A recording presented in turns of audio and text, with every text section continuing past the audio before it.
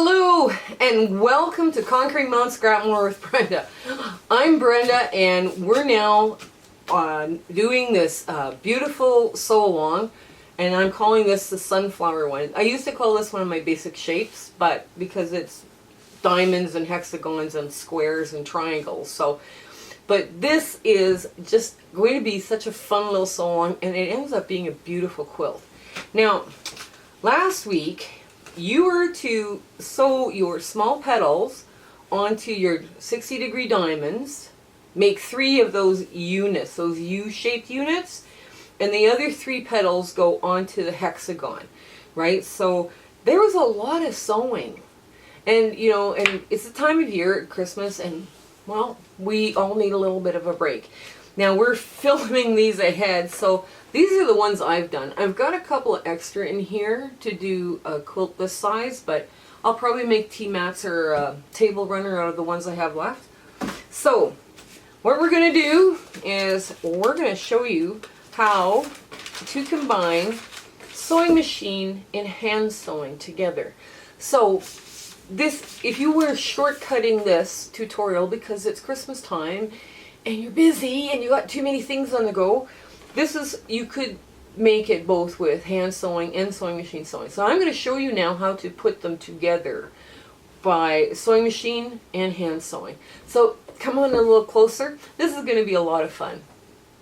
So out of my Ziploc bag, and no, Ziploc is not sponsoring this, but I use Ziploc bags or any of these kind of freezer bags to keep my fabric in, so I know which pieces all go together. So that's kind of a hint. Now I'm just going to put my hair up so I don't sew in my hair, because that would be bad. Now this is the shape you were supposed to have sewn, right? So this is where all this stuff is going to go. Just like that. Just like that. So now today we're going to actually make our flowers. And what will happen here with this is that once we start making our flowers, you've got a lot of pieces together all of a sudden. So let's get started here. We're going to start on the bias edges here, and the bias edges are here. So because I have 2 bias edges on this piece here, this is the piece I'm going to put up front. So I'm just going to pull some silk pins out. I've got my thread all put with Thread Magic. So I'm just going to put this in the dots and start pinning it.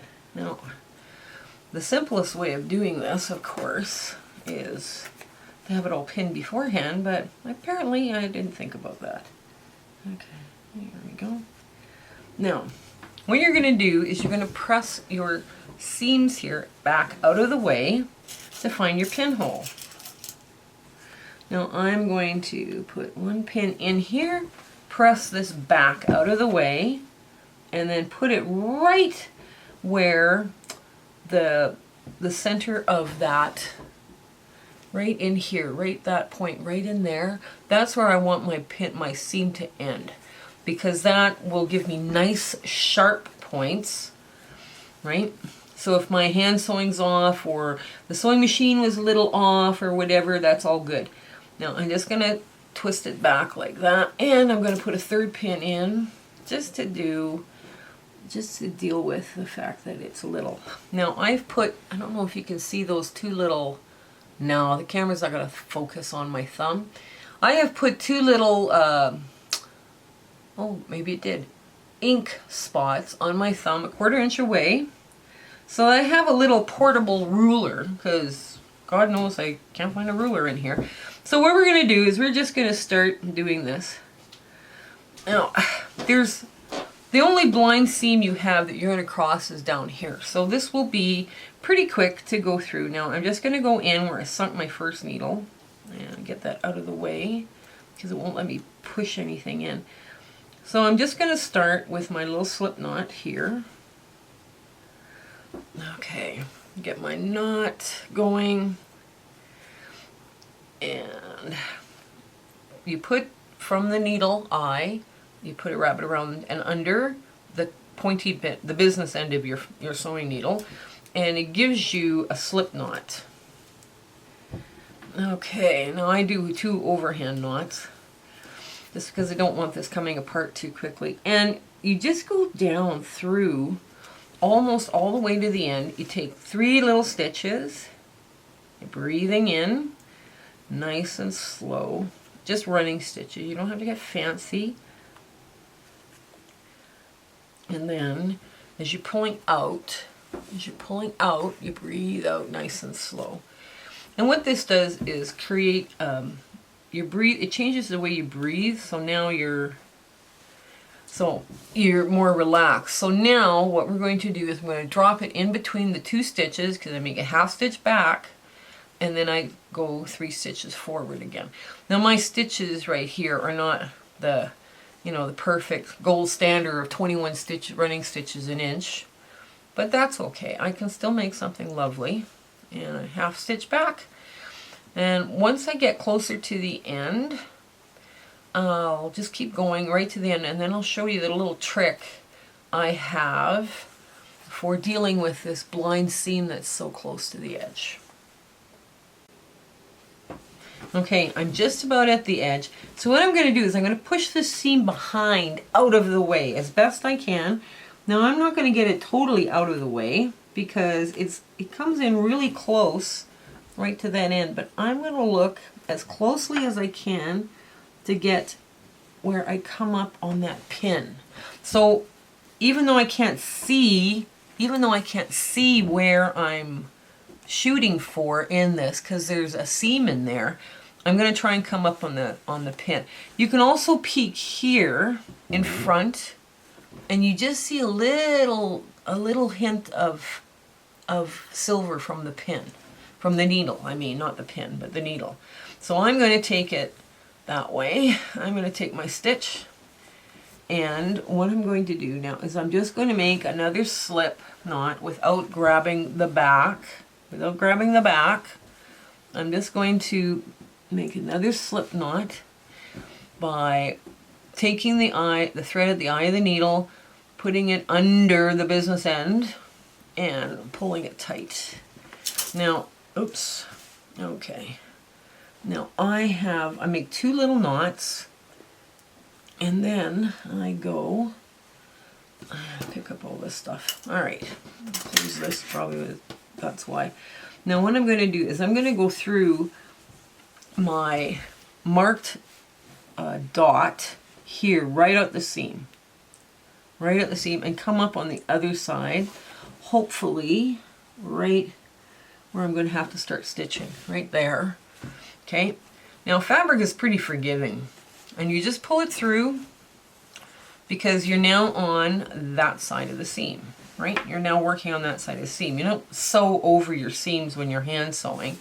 And now you're going to take this piece and line this up right where the dots are, and that you're going to put that pin right here into this, where these 3 pieces meet. You're going to put your pin right in there, and you push just a little gently, massage it a bit, and roll it, pin it. Then you're going to put these 2 together.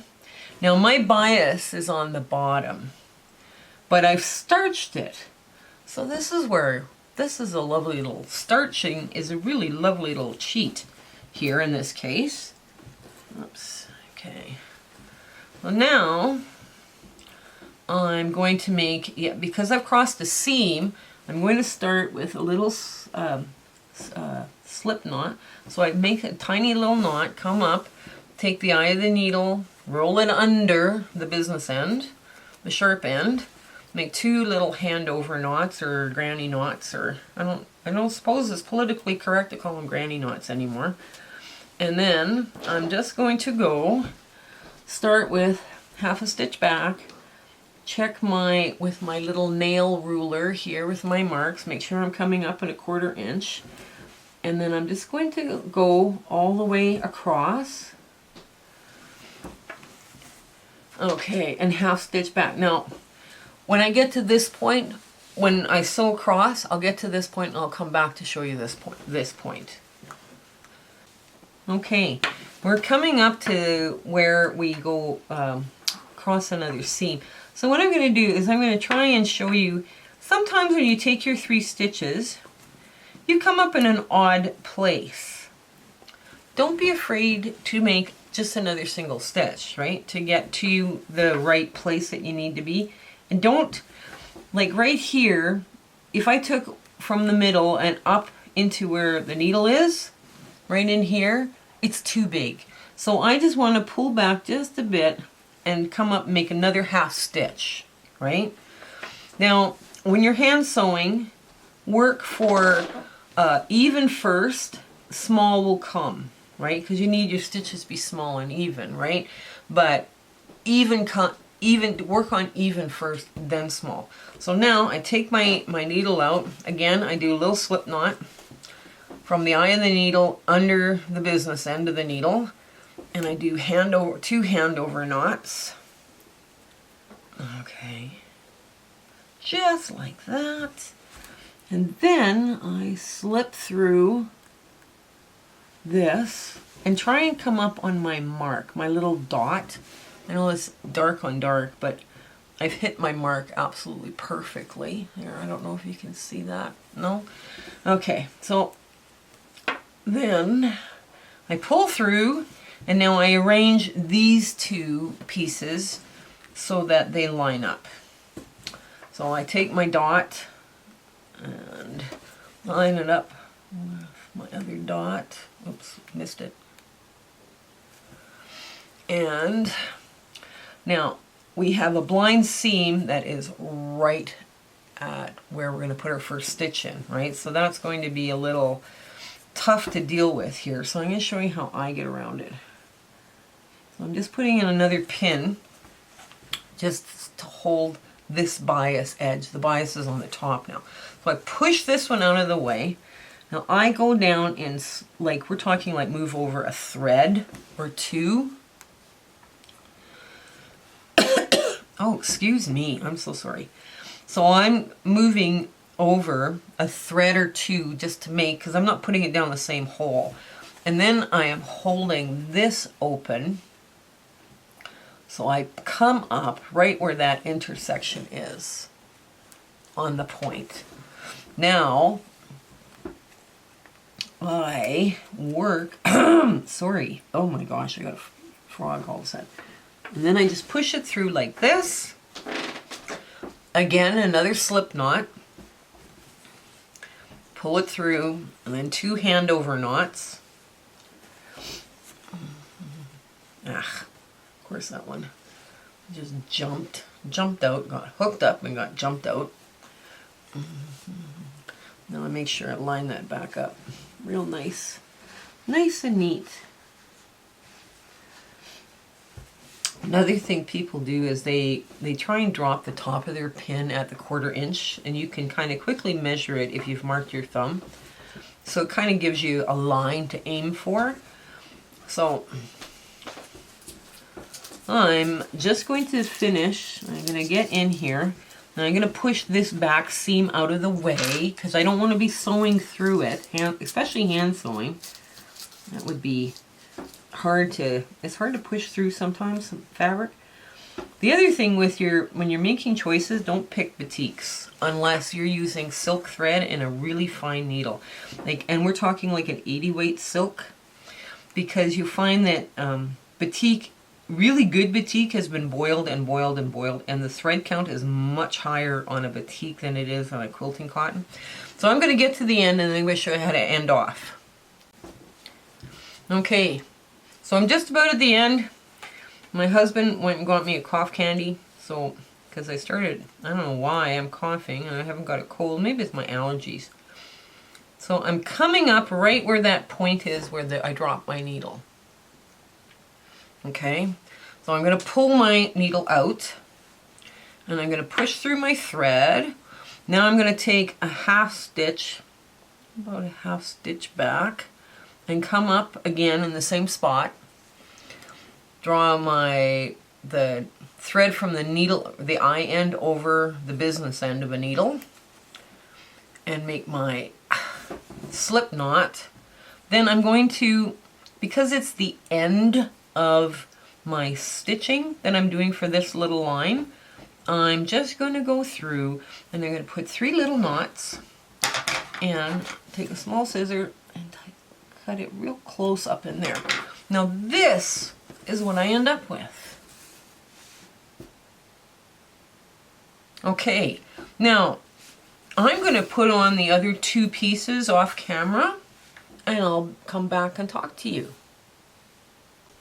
Okay, I'm just putting the last stitch in. While I'm doing this, I would love you guys to check out Tiffany's Quilting Life. She is a long armor, but she also gives away a lot of free patterns, and she's kind of a very talented woman. So if you give her a boot, I'll put her, I'll give her show notes in the show notes there where she is. Now, this is the one I just finished. Now, this is without any pressing or anything. I'm going to get my cameraman to hold this a little closer where you can see where the Y seams kind of meet up. This has not been pressed. So when you're doing those hand sewing the Y seams versus machine sewing the Y seams, basically what hand sewers do, once they get really good at this, it gives them, they think of it as giving them an opportunity to take a sip of tea, readjust their fabric, sit and chat with other ladies that they're sitting with, and it's easy, right? Where when you're doing them on a sewing machine, sometimes you miss your point, yeah. So for hand sewers, the Y seams, which is, this quilt is full of Y seams, is really, really simple. So once we get to this point, make sure you at least have 3 sashing pieces. Your sashing pieces are these, right? Sewn together for each of them. Now I'm going to just quickly show you. They just go around. You do 3 per leaf, and you just put them around like this. So if you have some extra time and you want to do a little bit of hand sewing, I hope you can see that. But so that's how you would put them around. Because remember, these blocks are not going to be square. Right? So that's part of it.